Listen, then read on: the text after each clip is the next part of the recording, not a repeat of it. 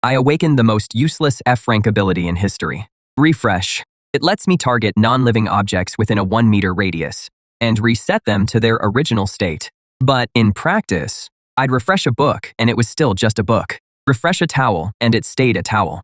So 3 months into the zombie apocalypse, my girlfriend grabbed the last half-pack of crackers, got in another guy's car without looking back, and tossed an empty noodle cup at my feet before leaving. Like I was some stray dog. Don't blame me, babe. Your ability is just too useless. If I stay with you, I'll starve to death. In despair, I stared at that empty cup, and a crazy idea suddenly hit me. Refresh. The rich smell of braised beef suddenly exploded in the air, and beneath the torn packaging sat neatly stacked noodles and 3 seasoning packets. I froze. So my ability wasn't useless after all. We'd all just misunderstood it. This so-called reset to initial state didn't mean going back to how it was a second ago, but to its factory fresh condition, an empty noodle cup. Its initial state was a brand new, unopened cup of noodles. My heart pounded like a drum in my chest, not from fear, but from pure exhilaration.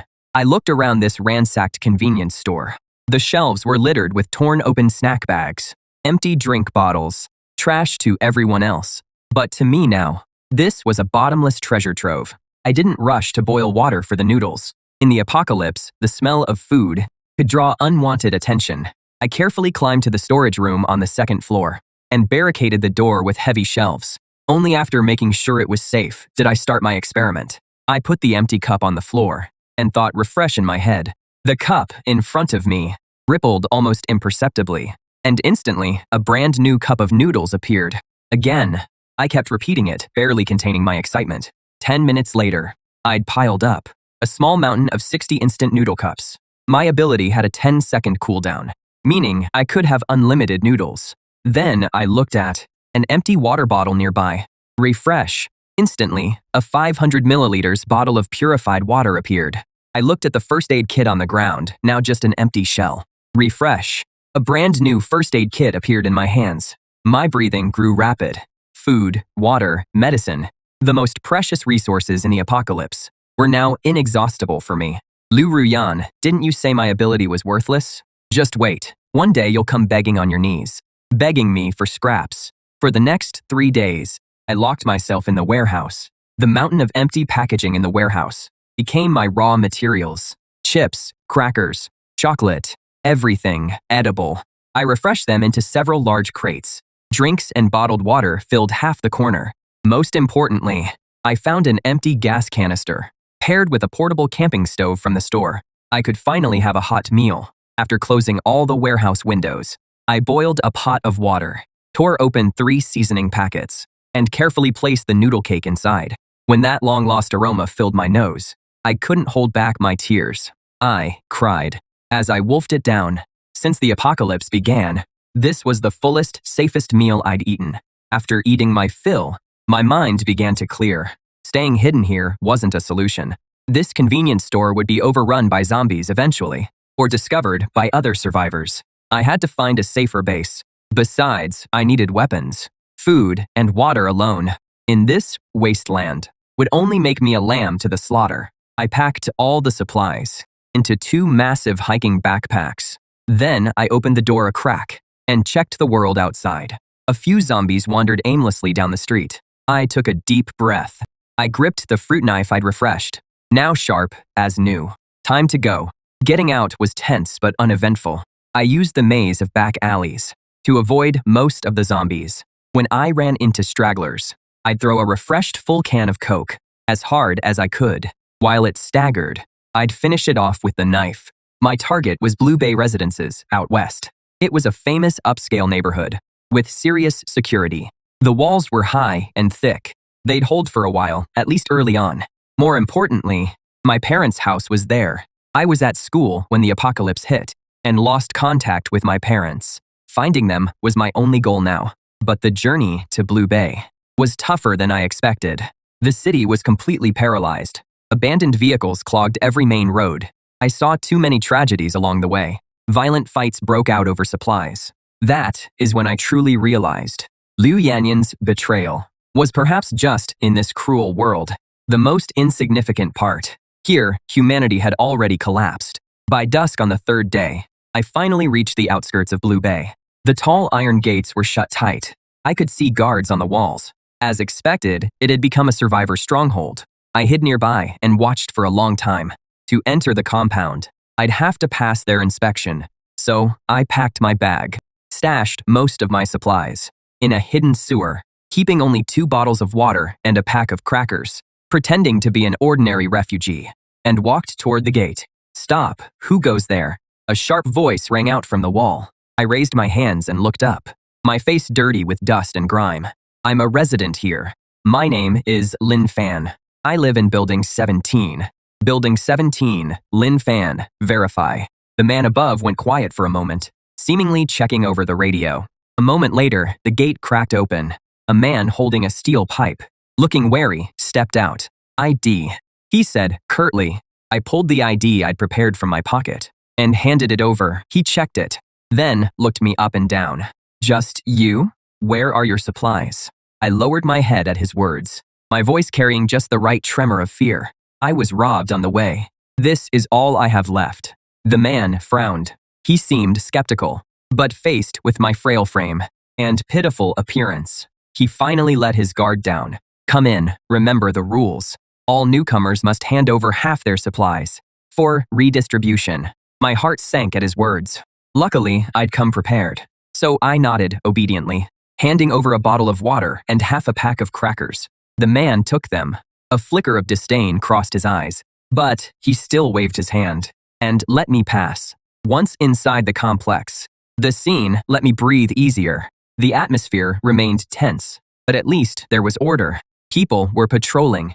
Others were reinforcing the defenses. There were also women and children gathered in the community center. It was like an island in the apocalypse, temporarily cut off from the carnage outside. An older woman at registration told me that a man called Brother Bao now ran things. He used to be the property manager here. After the apocalypse hit, he awakened Earth element powers and organized a guard to protect everyone.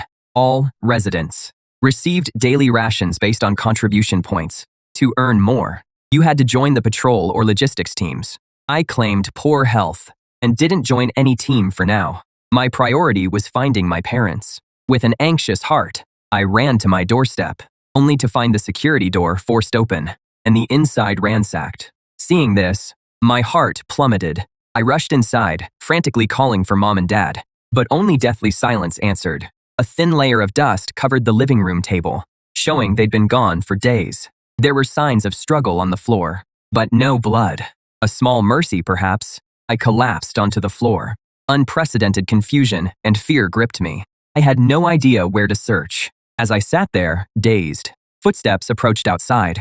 A leering voice rang out. Well, looks like we missed one." I jerked my head up to find 2 men blocking the doorway. The one in front had a shaved head, eyeing me with unmistakable malice. I recognized him. He was Scorpion, a small-time lieutenant under Brother Bao. Scorpion licked his lips, his gaze raking over me like I was fresh meat on the chopping block. "Your household head owed Brother Bao quite a few contribution points the other day. They got kicked out. This place is ours now." My eyes narrowed. "What did you do to my parents?" Just kicked them out. That is what happens to the useless in the apocalypse. But you seem capable enough. If you're willing to stick around and run errands for us, handle a few things, we might consider letting you scrape by here." I'd been so naive, thinking this place was a safe haven. Turns out, it is the same law of the jungle. As they drew closer, my hand slipped quietly toward the side pocket of my pack. Inside lay a fruit knife I'd sharpened to a gleaming edge. But just as I braced to fight for my life, a cold female voice cut through from the doorway. "Stop." Scorpion and his men froze mid-step when they saw who it was. Their grins stiffened instantly, replaced by fawning deference. The woman in the doorway wore black combat gear. She carried a Tang Dao in her hand, its blade still streaked with dark red stains. Several equally formidable team members followed behind her. I knew her. This was Shen Ling, captain of Blade, the strongest combat squad in the guard, rumored to have awakened a rare metal-type ability. Her strength was unfathomable. Brother Leopard's most trusted weapon. Shen Ling ignored Scorpion, her eyes settling on me as she asked flatly, "What is going on?" I seized the lifeline and spoke urgently. "They're trying to bully me." Scorpion's face shifted as he rushed to explain. Captain Shen, don't listen to his nonsense. His parents owed contribution points. We're just here to collect the property. Does collecting property require two of you and blocking the door? Her voice wasn't loud, yet carried absolute authority. Get out now. Scorpion fled as if granted amnesty, dragging his men out in a panic. Once the danger passed, my tensed body went slack, and I nearly collapsed. Shenling studied me, her brow furrowing slightly. Stay away from that crowd from now on. She clearly didn't want to get involved further. She turned to leave. I quickly called out to stop her. Captain Shen, do you know where they took my parents? They're Lin Jiangguo and Wang Shumei. Shenlin thought for a moment, then seemed to remember. Brother Bao sent everyone without supernatural abilities, along with the elderly and disabled who couldn't do heavy labor, to the abandoned factory outside the North Gate, calling it letting nature take its course. My heart sank. An abandoned factory like that. No food, no protection. How is that any different from waiting to die? Once Shenlin left, I immediately shut the door. I had to get to the North Gate factory. I had to find my parents. But first, I needed strength. I grabbed a chocolate bar from my backpack, wolfed it down for a quick energy boost. Then I spotted the steel pipe Scorpion had left behind. It was rusted and slightly bent. I placed my hand on it and refreshed it. Then, a brand new, gleaming steel pipe appeared in my hand. But that wasn't enough. I ran to the kitchen and found my dad's old, outdoor survival kit. Inside was a multi-purpose military shovel, a survival axe, and a dagger. They had all grown dull from disuse. I refreshed all three weapons, instantly restoring them to razor-sharp condition. When night fell, I slipped out during the patrol's shift change and quietly headed to the North Gate. It was far more desolate than the main entrance. Only 2 guards stood watch, yawning. I didn't alert them. Instead, I found a blind spot in the surveillance. Using the brand new rope I had refreshed, I easily scaled the 3-meter wall. Beyond the wall lay a wasteland. In the distance, I could make out a factory, like a silent steel beast.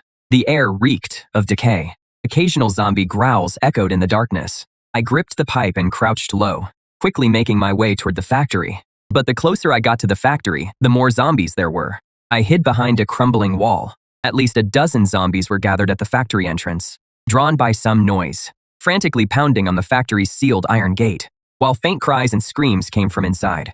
My parents were in there. I was frantic, but my mind warned me not to force my way in. I surveyed my surroundings and spotted a row of high windows on the factory side, roughly 4 meters from the ground. Maybe I could enter from there. Having made up my mind, I sprang into action. I grabbed a rock and hurled it with all my strength at an abandoned car in the distance. It struck the windshield, producing a sharp crack.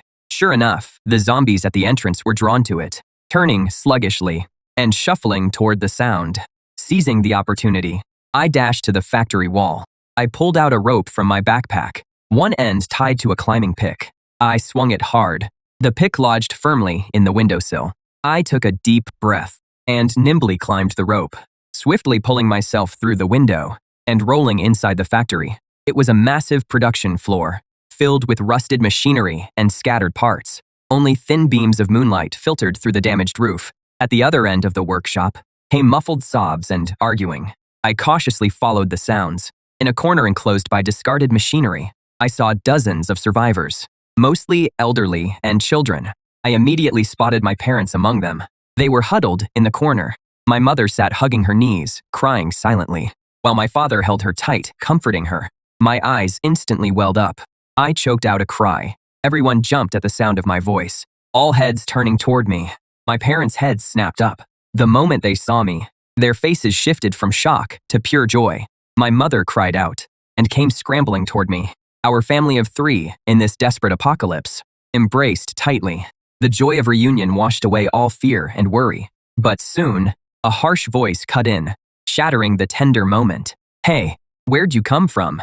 A scar-faced man stepped forward, backed by several burly young men. Clearly the leader here. He eyed the bulging backpack on my shoulders, his gaze greedy. "You've got guts, kid, making it all the way here alone. What is in that backpack? Open it up, let's see."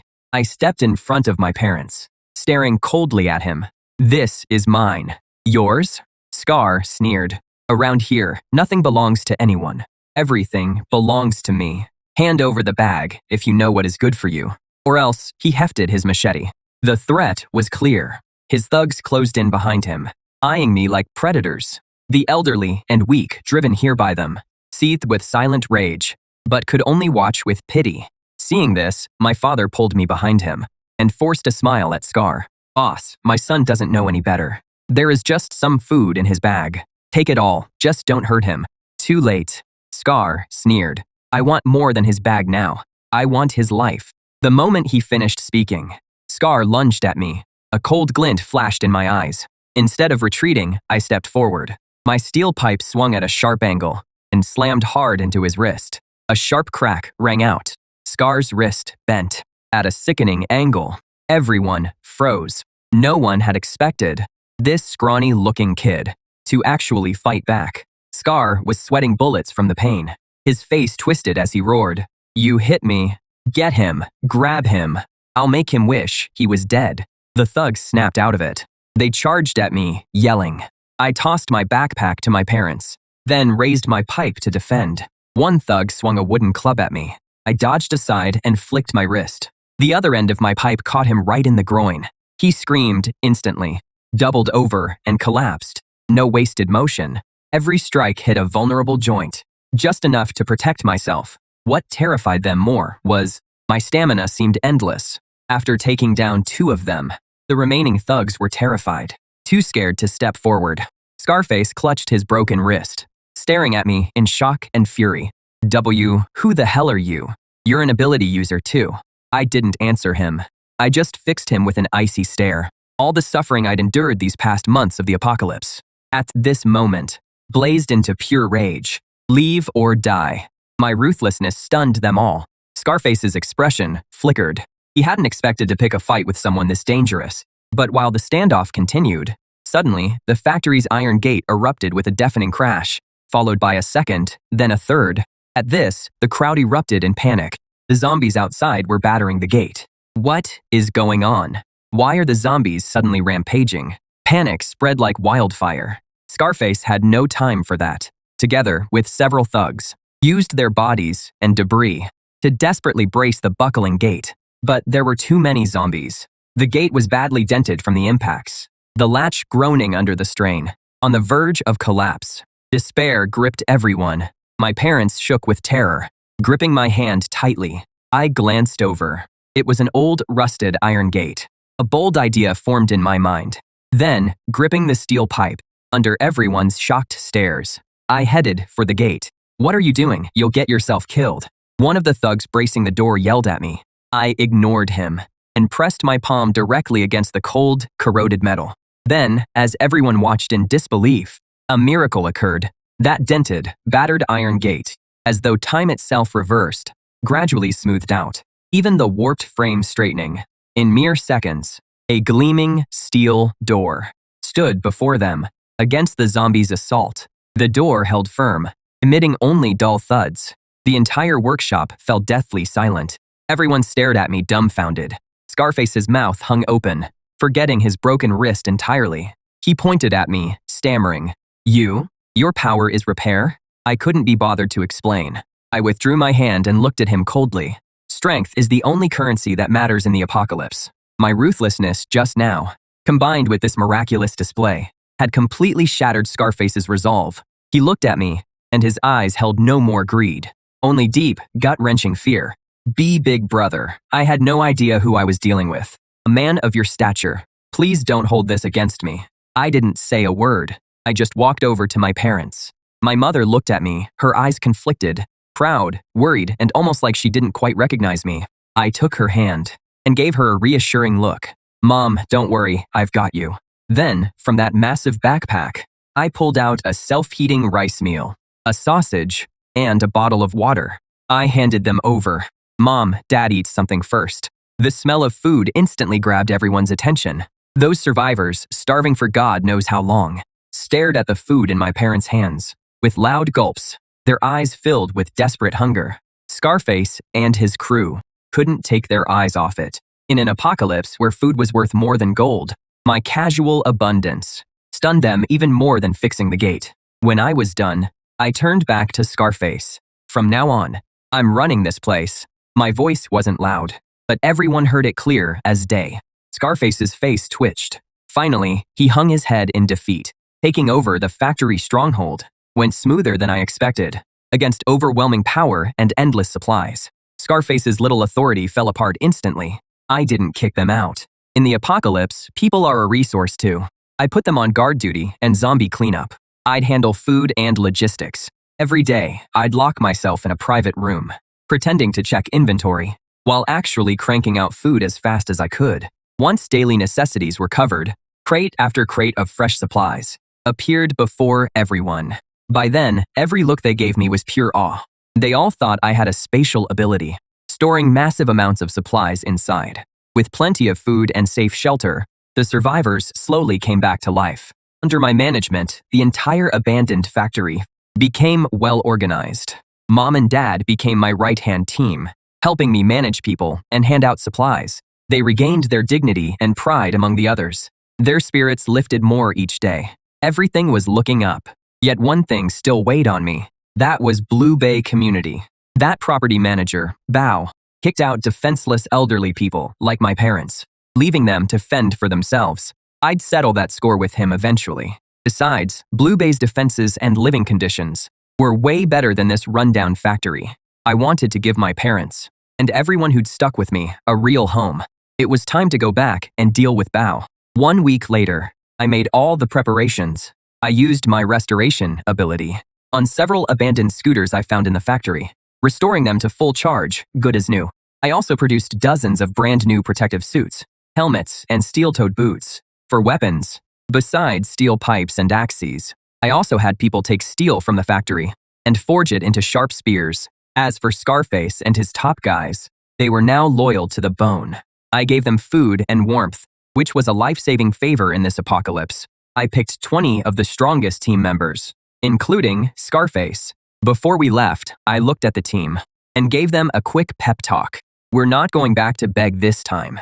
We're going to take back what is ours. Blue Bay has solid walls and comfortable homes. We're going to build a truly safe home there. Anyone who is with me, get in. No one hesitated. After seeing what I could do, they trusted me blindly. A convoy of 20 vehicles rolled out in force toward Blue Bay. When we reached the north gate, the guards on the wall spotted us. Seeing our well-armed group, they froze. Scarface, didn't they kick you out? What are you doing back? Scarface was now my loyal man. He stood tall and answered loud and clear. We're here to talk business with Brother Bao. Business, you guys. The guard laughed. I stepped out of the car, walked to the front and said calmly, go tell Brother Bao. Lin Fan is back. The guard didn't know me, but seeing me at the center of the group, he could tell I mattered. After a brief pause, he got on his radio and reported up the chain. Soon, the north gate swung open. Brother Bao came out with a large crew, including Shen Ling, former captain of the guard squad. Brother Bao was a heavy-set man in his 40s, with shrewd, arrogant eyes. When he saw our group, especially our brand new gear and sharp appearance, his eyes flashed with surprise and greed. Well, little brother Lin Fan, long time no see. Where'd you hit the jackpot? Brother Bao, I'll cut to the chase. I want to move my people into Blue Bay. Brother Bao acted like he'd heard the funniest thing, bursting into loud laughter. Little brother, you awake? I fought for Blue Bay. Why should I let you in? With this, I snapped my fingers. Behind me, Scarface brought up a crate. Opened, it revealed a full case of sealed compressed biscuits. Brother Bao's laughter died instantly.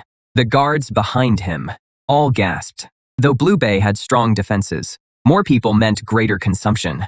Food had always been scarce. Their daily ration was barely a piece of black bread.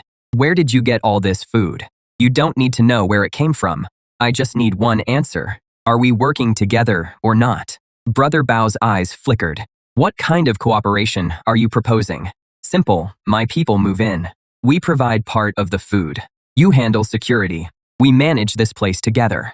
Brother Bao's face darkened. Little brother, you're asking for too much.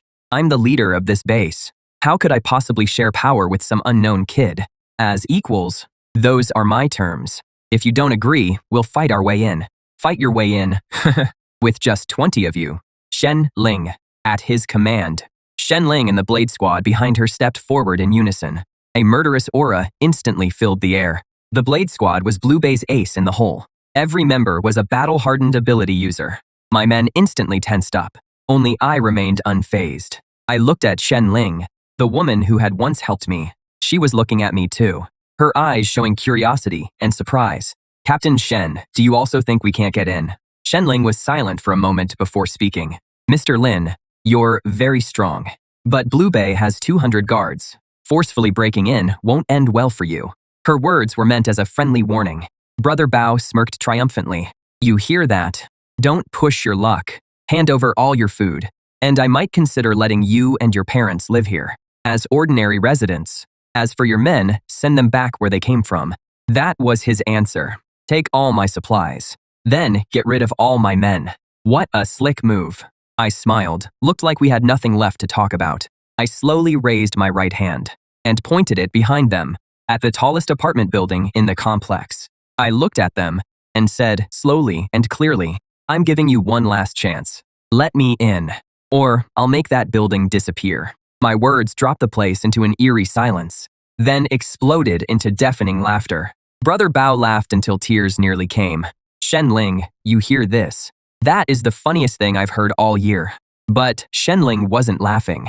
She just stared at me hard, her eyes dead serious. She had a feeling I wasn't kidding. I really wasn't. Wiping the smile off my face, I started counting down. The grin on Brother Bao's face froze. Everyone's laughter died. They looked around at each other, starting to feel like something was off. That 30-story tower was Blue Bay Complex's landmark building and home to most of the guards' families. When I hit 1, Brother Bao finally roared, all bark and no bite. Quit your tricks. Take him down. But it was already too late. The second I finished counting, I unleashed my power, not targeting anything within arm's reach, but pushing my power's range to its absolute max, full throttle. I aimed at that massive building 100 yards away and thought, refresh. The whole world seemed to go silent before hundreds of horrified eyes. That 30-story skyscraper started flickering like a bad TV signal, glitching like crazy. His outline began to blur and fade. In just 1 second, the building and everything inside it vanished into thin air. Only an empty foundation remained, as if it had never existed. Everyone's faces froze, turning blank with shock and indescribable terror. Brother Bao's men completely broke down. They dropped their weapons and fled screaming in all directions, as if escaping the apocalypse. Brother Bao himself slumped to the ground, his face ashen, lips trembling, unable to utter a single word. His prized 200-man guard unit disintegrated instantly. Shenling and the Blade Squad behind her didn't break down, but every face showed nothing but shock and terror. Shenling's hand gripping her blade trembled slightly. She looked at me. Her gaze completely changed. She was no longer looking at a capable survivor, but at a god walking the earth. I slowly lowered my hand and walked up to Brother Bao, who lay paralyzed on the ground. He looked up at me as if I were a monster, his body shaking like a leaf. Now, can I bring my people in? Brother Bao nodded frantically, scrambling aside to clear the path. I ignored him, turned to those behind me, and said to Scarface and the others, who were just as stunned, into the city. Only then did my team snap out of their daze. They looked at me, their eyes filled with fervent worship. They knew their leader was strong, but they'd never imagined this level of power. Erasing an entire building. What kind of power was that? Following a leader like this, surviving the apocalypse wouldn't be a problem. Our group drove into Blue Bay residences. While everyone watched in awe, no one dared stand in our way. Shenling and her Blade Squad followed silently behind us, like they were escorting us. I knew from that day on, Blue Bay residences had a new owner. After settling in at Blue Bay, the first thing I did was settle accounts. Brother Bao and his top enforcers, who'd ruled through fear, were locked up. I didn't kill them.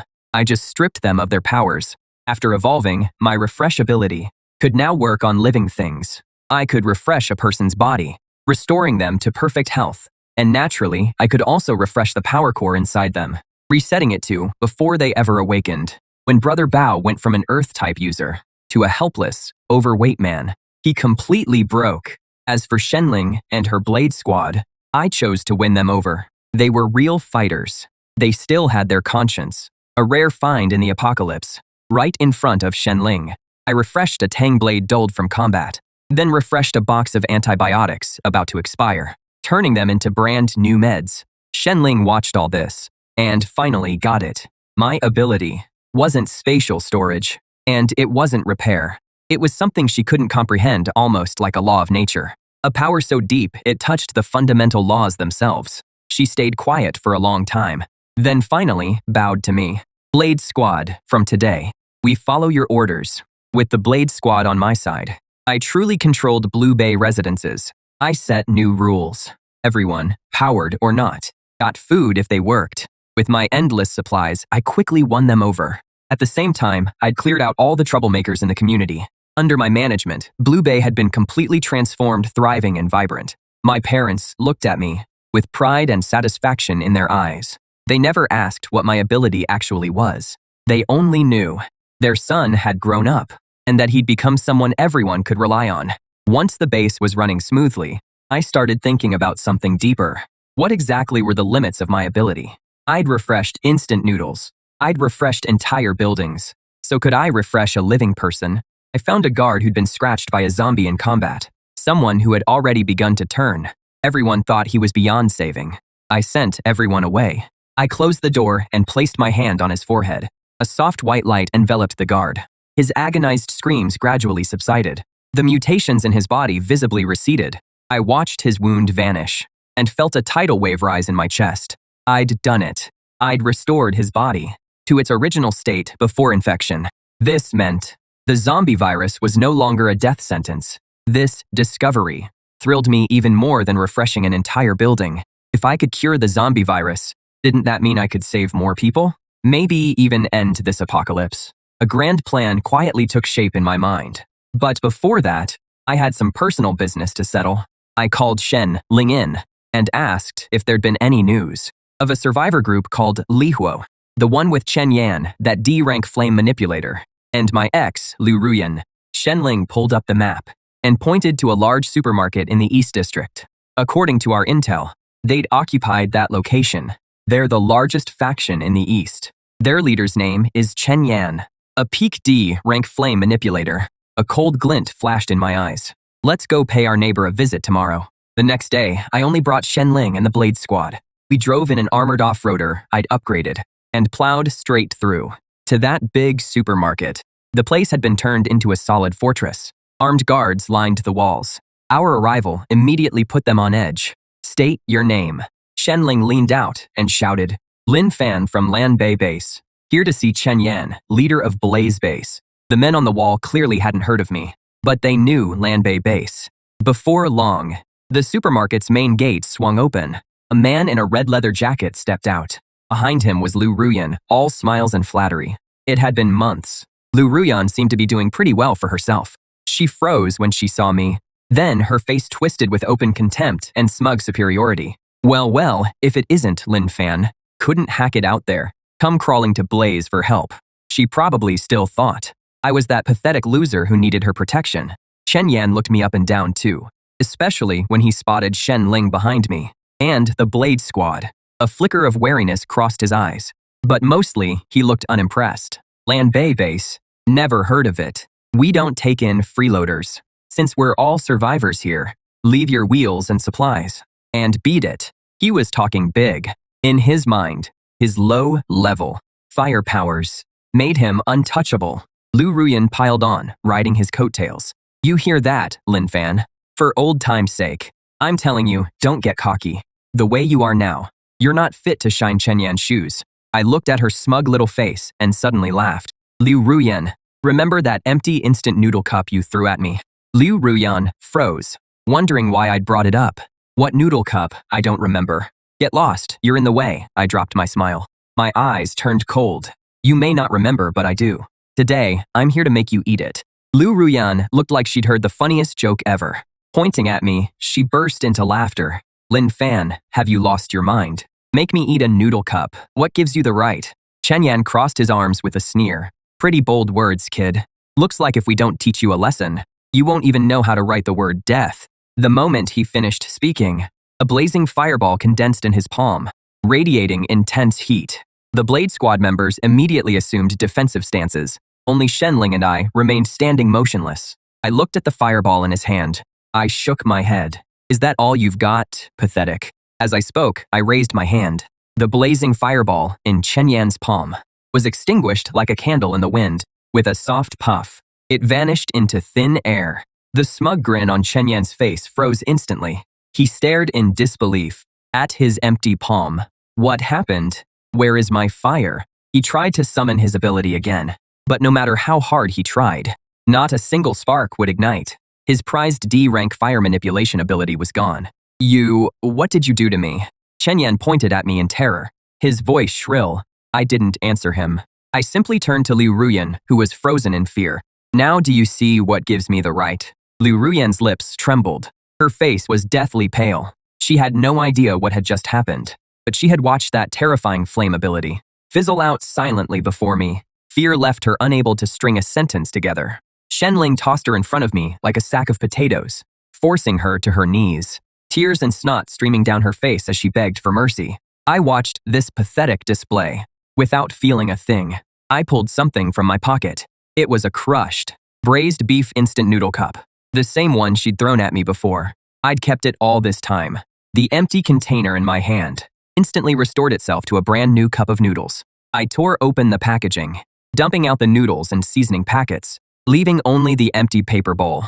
I placed it in front of Liu Ruyan. Liu Ruyan stared at the empty bowl on the ground, her face paler than a corpse. She knew I wasn't kidding.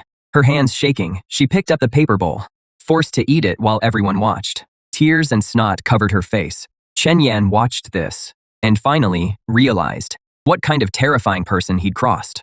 His legs gave out, and he knelt down too. I didn't look at him.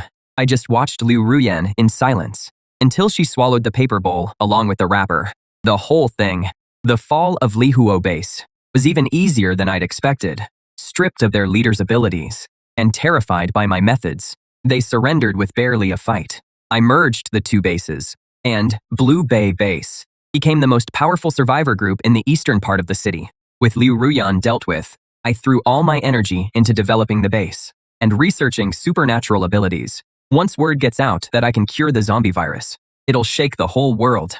Until I have enough power to protect myself, I have to keep this secret. I set up a secret medical lab, run by my parents, specifically to treat infected people who could still be saved. Everyone I healed was deeply grateful to me and became my most loyal follower. My influence snowballed. During this time, I also encountered other survivor factions. To friends, I offered supplies and aid. To enemies, I showed no mercy. Lin Fan's name gradually became legendary. Some called me a priest of salvation, while others called me a demon of destruction. But no matter what they said, they couldn't deny one fact. I already stood at the pinnacle of this apocalyptic world. Year 5 of the apocalypse. Blue Bay Base had expanded into a megacity of 100,000. We had a comprehensive defense system, self-sufficient agriculture, and restored social order. Here, people were smiling again, and I, as the creator and guardian of this city, rarely appeared in public. Most of my time was spent atop the highest tower in the city center, overlooking the city I had built with my own hands. My abilities had also grown beyond recognition. I no longer needed physical contact to refresh everything within my line of sight. I could refresh barren land and make it fertile. I could refresh contaminated water and make it pure. My power was approaching that of a true god. Shenling was now the supreme commander of Hope City. She stood behind me, reporting the latest developments. My lord, the horde from the west is approaching. An S-class mutated zombie with intelligence. An S-class mutated zombie with intelligence. S-class zombies are the ultimate catastrophe of the apocalypse. Each one possesses the power to destroy an entire city. At those words, my gaze pierced the distance. I saw that black tide of hundreds of millions of zombies, blotting out the sky and sun. And at its center, seated upon a throne of bones, an S-class zombie sat there like an emperor. It seemed to sense me watching it too. Its blood-red eyes locked onto mine in midair. A terrifying psychic pressure crossed 100 miles and slammed straight into me. Shenling grunted, her face going deathly pale. But I just waved my hand, and that pressure vanished like smoke. Ready, Shenling took a deep breath. Her eyes were steady. Hope City stands with you to the end. I smiled and shook my head. No, we're not dying. I turned to face her. And everyone in this city, this apocalypse, ends now. I walked out of Hope City alone, stood atop the city wall, facing that tide of zombies that seemed ready to swallow heaven and earth. Inside the city, 100,000 citizens watched me on giant screens. They were nervous, scared, but most of all, they trusted. The S-Class zombies' roar seemed to tear at their very souls. It commanded the horde to launch the final assault. Slowly, I raised my hands, as if to embrace the whole world. Everyone assumed I was about to unleash some world-shattering attack, but they were wrong. There was no killing intent on my face, only a trace of mercy. My power was never meant for destruction. It was meant for rebirth. I closed my eyes and released everything I had, holding nothing back. Not targeting one zombie, not targeting one area, but targeting this scarred, broken, dying world. Time seemed to freeze. A light beyond words, gentle yet endless white light, burst from me, spreading outward across the world. Wherever the light touched, the frenzied zombies stopped in their tracks. Their rotting flesh began to heal. Their clouded eyes cleared. The violence and bloodlust in their eyes gave way to confusion and humanity. The light swept across the land. Green grass sprouted from the cracked, parched earth. The gray haze lifted, revealing the clear blue sky they hadn't seen in ages. The S-Class zombie, seated on the throne of bones, watched in horror as its body transformed. It tried to resist, but could not stop it. This primordial force from the origin of the world. Eventually, it too regained human form, staring blankly at its own hands. The entire world had been refreshed. Everyone infected by the virus returned to normal. Every environment destroyed by the apocalypse came back to life, as if that 5-year nightmare had been nothing but an illusion. Inside Hope City, a deathly silence fell. Everyone watched through their screens, stunned by this miraculous sight. No one knew how much time had passed. The first person wept with joy, followed by a second, then a third, until thunderous cheers shook the entire city, echoing across the entire renewed world. They shouted my name. I stood atop the city wall, feeling the gentle breeze. I turned and saw Shenling. I saw my parents. I saw countless joyful faces filled with hope. I smiled. The instant noodles before me could refresh infinitely, and so could the world beneath my feet.